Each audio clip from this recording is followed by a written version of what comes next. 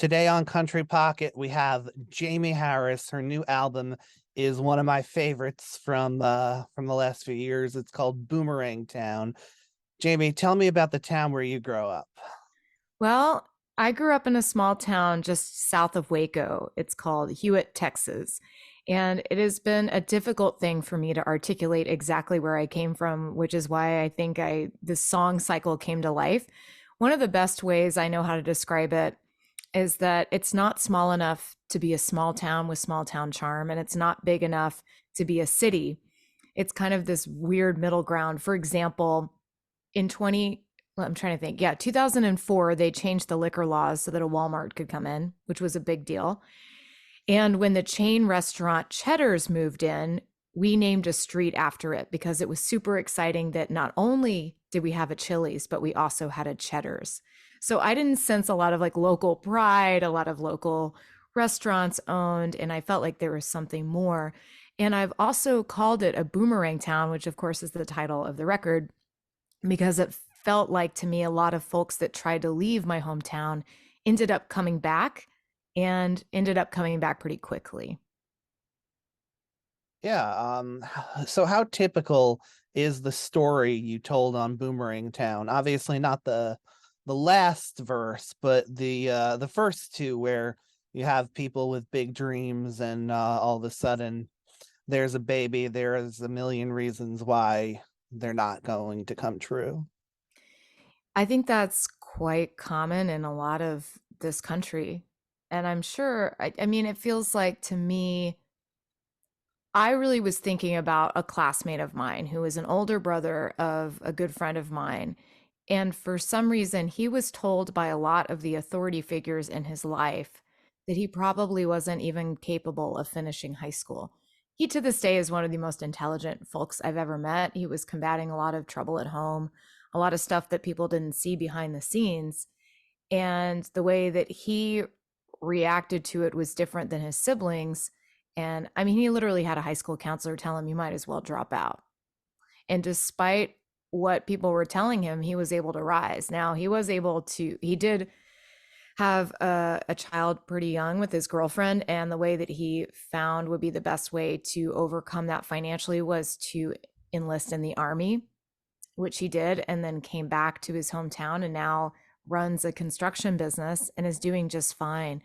But I think that it's not only common that that you might feel stuck, but I think it's common, particularly in areas like this, when the evangelical Christian foot is kind of on your face, that although the concept should be redemption, that it's harder to overcome that. And that maybe there's this expectation that you could go further than your parents did, but if you don't, then you're just repeating the cycle, and that there's shame in that, when really I think we can't look. Why do we repeat history? We repeat history because it's really hard to learn from other people's quote mistakes, and we have no idea what a quote mistake is, or what I mean, like, for example, my parents had me when they were 20 years old, and all signs pointed that they weren't going to end up together, and that I was going to be, raised in a really strange environment. And the truth was, my parents put themselves through college and were able to always make me feel secure and loved. But they had a giant support system around them. They had my grandparents, which were able to chip in. So I do think it's a common story, and one that I'd like to talk about, because the experience that I had living in a more liberal community in 2016 was that what some people said was, well, if they're so miserable there, why don't they just get out? You don't understand, like, your whole support system is there.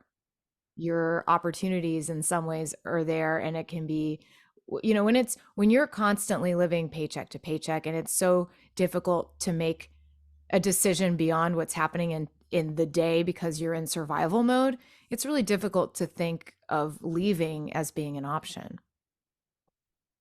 So why did you think of leaving as being an option then? I think for me, I was always able to escape in the world of music. And I had this desire to see, even if it wasn't the world, to at least see this country. I knew there was a lot of natural beauty that I wanted to experience. And I've been often a music tourist in a way. Like the first time I ever went to San Francisco was because I'm a huge fan of a singer-songwriter named Peter Case, he's just one of my ultimate favorites. And he sings a lot about San Francisco and the life of people living on the streets in San Francisco and in the Mission. And I saw he was playing in San Francisco one time, and I said, all right, I'm going to go there to see him play. And I stayed in a hostel. So even if I'm not playing music, just checking out music has been my outlet to the world. But I also think that it gave me purpose at a very, very, very young age. And because people responded to what I was doing as a kid, even though it was kind of a novelty, I think when I was a kid, I'll look at this 13-year-old that can sing or this 10-year-old that can sing.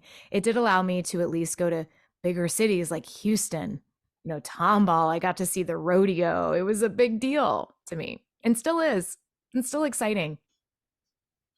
So the small town you grew up in isn't the only toxic cyclical relationship you talk about on this album.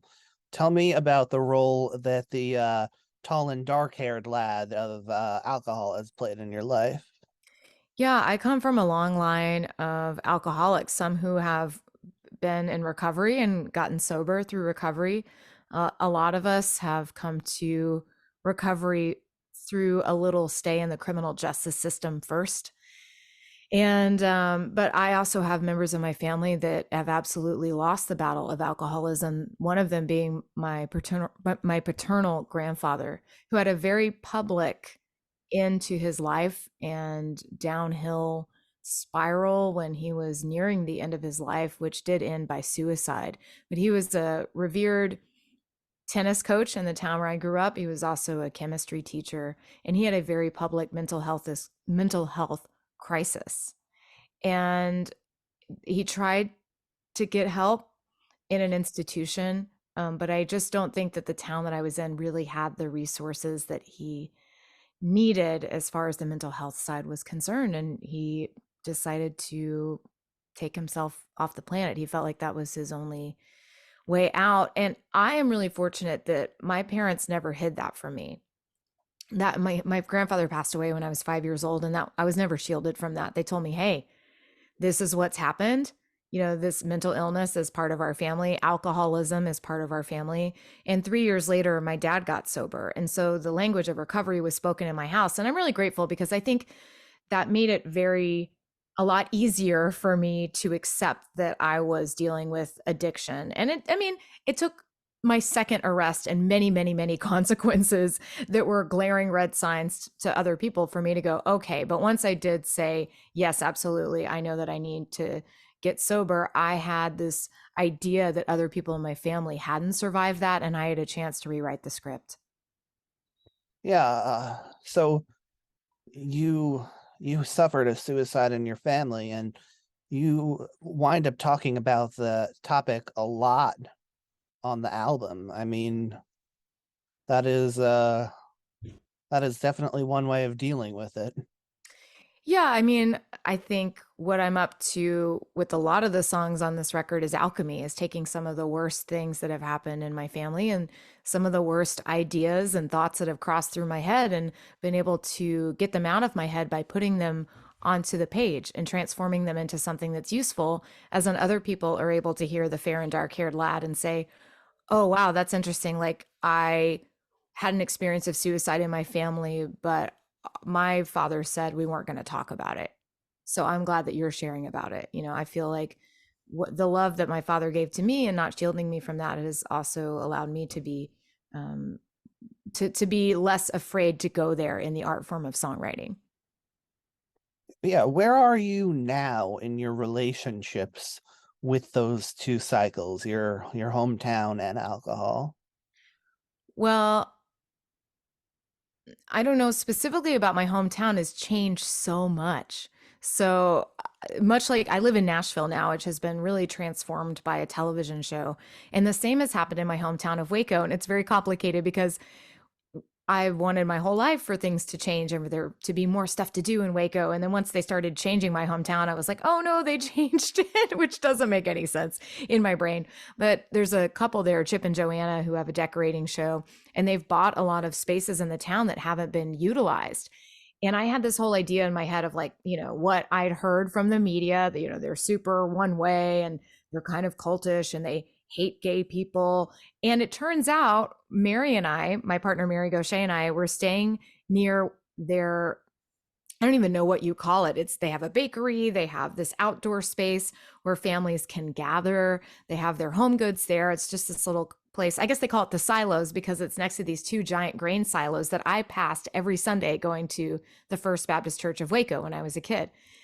And it's just been land that hasn't been used. And I walked in there and I had this whole bias in my head. Turns out it is one of the most diverse workforces I have ever seen. And I've traveled all over the world.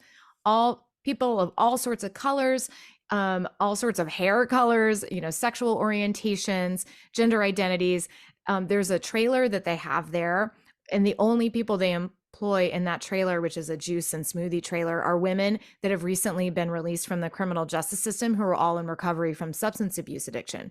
So that was a good reality check for me to go, oh, I'm projecting this prejudice that I thought they were projecting on me. And it turns out they're really transforming my hometown in a beautiful way. They actually just bought the Larry McMurtry bookstore in Archer, Texas, which is crazy too. We'll see what happens with that. So my relationship with that has changed. And, I've been in recovery for a little over 9 years now. And so my understanding of alcoholism is constantly changing, and hopefully my understanding of it is also deepening, and I'm able to see what my grandfather was dealing with and what other people in my family were up against, that I've been privileged to have less of, although my biology and my mental health still goes there. But I'm really excited that people are talking about these subjects in more of a way. Particularly, I think there's been a lot of conversation about the Catholic Church and the imprint that can make and the damage that can do in certain people's lives who have had certain experiences with it. And I feel like just now we're starting to evaluate the evangelical Christian side of things. And for me, that was something that I let be very dormant in my life. When I, quote, left the church, I didn't say, I'm leaving, I'm out, this is the end of my life with the church. I kind of slowly backed away and it dissolved from my life. And it wasn't until later in 2016 that I realized I had a lot of unresolved feelings around it, because I wanted to be involved. I was a volunteer. I learned how to sing in the church. My community was in the church. A lot of things that are still important in my life today, like being of service to others and loving your neighbor, those concepts came from the community that I had in the church. But I didn't realize how I had slowly backed away from that and what I was missing from the community part of that. And I've just recently learned about the concept of deconstruction, where other people my age, particularly that grew up in this kind of post-Hillsong era of the evangelical church, are exploring these concepts. And so the difference for me, like from my first record, Red Rescue and Boomerang Town, is that I feel like writing the songs on Red Rescue helped me understand a lot about myself and the world around me, and I was able to move forward. And with Boomerang Town, I have more questions than I do when I started the process of the song cycle.